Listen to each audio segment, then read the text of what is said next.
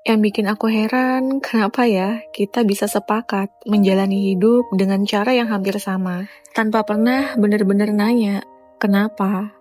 Padahal kalau kamu perhatiin, hidup tiap orang itu beda-beda, tapi cara kita menjalaninya kok tetap mirip ya? Tapi sebelum itu, selamat datang kembali di channel saya. Jadi sambil nemenin waktu bersantaiku, kita cerita-cerita lagi ya teman-teman. Sebenarnya ada satu momen aku itu sempat merenung dan sadar betapa monotonnya hidup ini. Kalian pernah nggak kepikiran kalau setiap manusia yang lahir ke dunia ini seolah-olah sudah dipersiapkan untuk menjalani template yang sama seperti kebanyakan orang? Memang, nasib tiap orang beda-beda. Ada yang hidupnya susah, ada yang sedang, ada yang berkecukupan, bahkan ada yang jauh di atas itu. Tapi kalau diperhatiin, pola hidup yang kita jalani sebenarnya nggak sejauh itu bedanya. Beda di hasil, tapi mirip di jalannya. Lalu, kalau nasib tiap orang beda-beda, kenapa pola hidup yang kita jalani rasanya tetap mirip? Ya, karena dari awal, sejak kita lahir, kita sudah dipersiapkan untuk mengikuti alur sistem. Kita sudah diarahkan, seperti wajib sekolah 12 tahun, lanjut kuliah, lalu dipersiapkan untuk jadi siap kerja. Setelah itu, kita masuk ke sistem, kerja dari pagi sampai sore, bahkan lebih. Pelan-pelan jadi bagian dari mesin ekonomi, supaya semuanya terus berjalan. Lalu datang lagi tuntutan harus menikah di usia tertentu. Gak peduli kamu sudah siap atau belum secara mental atau finansial, karena semua orang melakukannya. Kamu jadi merasa kamu juga harus seperti itu. Walaupun dari sisi kamu sendiri, kamu gak yakin dengan kesiapan itu. Akhirnya kita terus berjalan di lingkaran yang sama, yang harus diikuti, tanpa benar-benar tahu kita bahagia atau tidak saat menjalaninya. Kalian mungkin ada yang mikir, ya memang hidup itu kan seperti itu.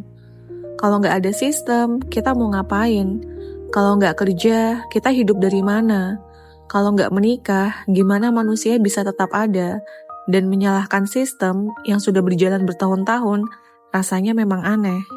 Karena kita sudah terbiasa menganggap ini semua sebagai sesuatu yang benar. Dan jujur, aku juga gak menyalahkan sistem. Aku cuma lagi melihat bahwa hidup kita sebenarnya punya alur yang cukup bisa diprediksi. Hampir semua orang berjalan di pola yang sama. Karena pada akhirnya manusia memang butuh rasa aman dan kepastian.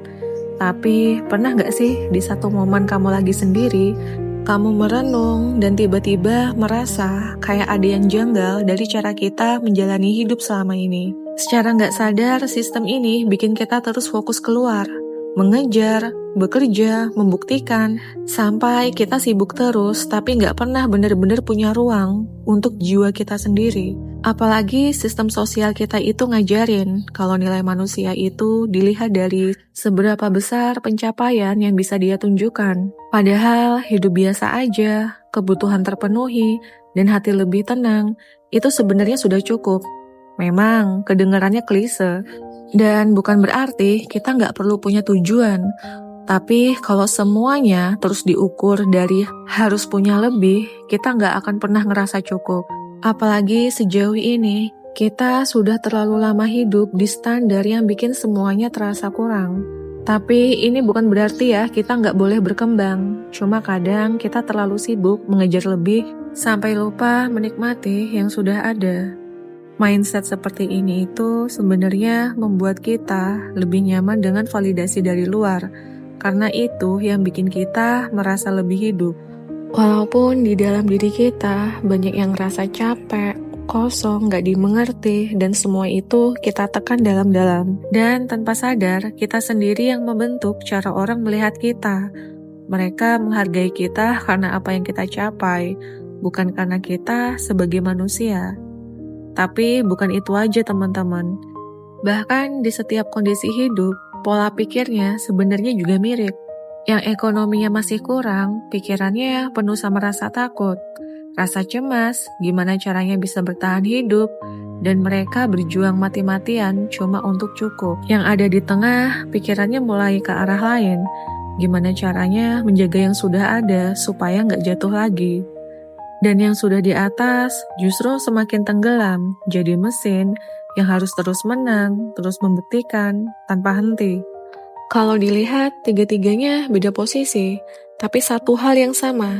Pikirannya tetap penuh rasa khawatir, cemas, dan merasa belum cukup. Akhirnya energi kita banyak habis keluar, terus mikirin hidup, tanpa pernah benar-benar berhenti untuk sadar kalau di dalam kita lagi nggak baik-baik aja.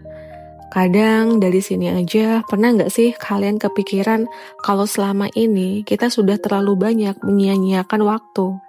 Bukan untuk hidup, tapi untuk mengejar hal-hal di luar diri kita. Sampai lupa gimana rasanya hidup yang benar-benar tenang, nyaman, dan penuh dari dalam. Apa mau sampai tua, kita nggak pernah benar-benar ngerasain itu. Hidup tanpa beban ekspektasi orang lain, tanpa terus merasa dikejar. Padahal sebenarnya kita bisa hidup cukup, tanpa harus diperbudak oleh rasa takut akan kekurangan. Kalau disadari, banyak dari rasa takut kita sebenarnya cuma datang dari pikiran yang kita ciptakan sendiri. Sejak awal, Tuhan sudah menjamin kecukupan manusia. Tapi kita sering gak percaya dan terus membandingkan hidup kita dengan orang lain. Sekarang, bicara soal bersyukur aja kadang terasa klise ya. Seolah-olah kalau kita menerima apa yang ada, itu berarti kita gak punya keinginan untuk berkembang. Padahal memaknai hidup gak harus selalu seperti itu. Bersyukur ya bersyukur aja. Selama kamu gak membohongi hati, dan apa yang kamu rasakan itu benar-benar datang dari dalam diri kamu. Meskipun sekarang mungkin kamu belum ada di posisi seperti orang lain. Secara energi, bersyukur yang benar-benar datang dari hati, bukan sekadar untuk menghibur diri sendiri, itu pelan-pelan akan membawa hal-hal baik ke dalam hidup kita. Tapi kalau kamu terus mencoba melogiskan semuanya, kamu mungkin akan paham, tapi belum tentu bisa merasakan. Dan dari situ banyak hal baik akhirnya nggak sampai ke kamu. Jadi kalau ditarik ke inti, ini sebenarnya cuma satu hal, panggilan untuk sadar teman-teman, bahwa hidup yang kita jalani ini sebagian besar memang cuma template.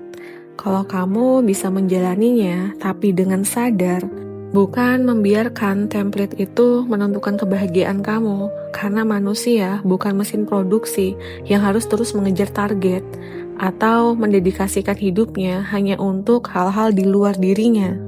Kalau fokus kita terus keluar, terjebak standar hidup yang dibentuk sistem dan orang lain, pikiran kita nggak akan pernah benar-benar tenang, selalu aktif, cemas, khawatir, dan terus berada di mode bertahan hidup.